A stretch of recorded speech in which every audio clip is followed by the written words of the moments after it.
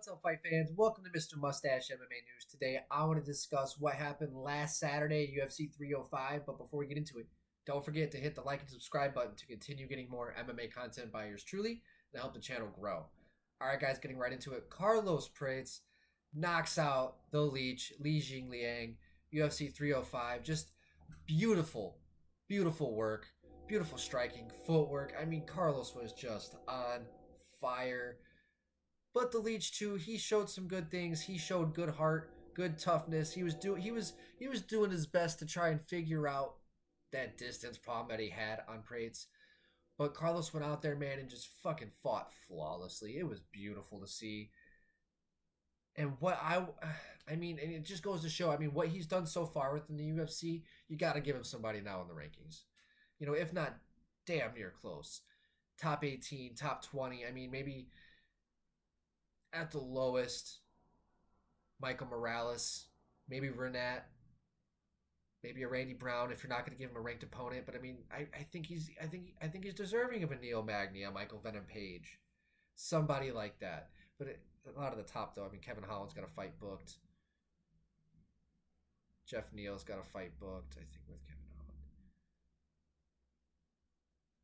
Yeah, so I mean, you know, there's a lot of guys booked up there to top 15, you know, from 10 to 15. But, you know, I think maybe Michael Morales, Renat Faktorinov, Kelvin Gastelum, Randy Brown, any of those guys. I mean, even Nicholas Dalby, I think, would be a good fight for Carlos moving forward. But I just thought that what he showed against the Leech here in that fight, I think he's ready for a ranked guy. I don't see why not. He's looked so good. He looked better and better. So sharp. I mean, he put the Leech out. He was out for a minute or two after that. I mean, he was unconscious for a little bit after that fight. So, great fight for the Leech. You know, I'm not a fan of telling fighters to retire, but, you know, if you're not going to be in that top conversation, especially with his type of name, the UFC, they're just going to keep giving him hungry, young killers, guys who are going to be making their debuts, and I don't think there are going to be favorable matchups for the Leech. So, I don't know if he has more fights. I don't know how many fights he has left on his contract. So, I mean, really depending on that, because I'd like to see what he could do outside the UFC. You know, the Leech maybe in Karate Combat. I love what they're doing over there. They're putting such fun matchups. So, because I'm not a fan of telling guys to hang it up, like, aside from, like, Tony Ferguson. Sorry, Tony. But, yeah. I don't know. It just, he's taking so much time off.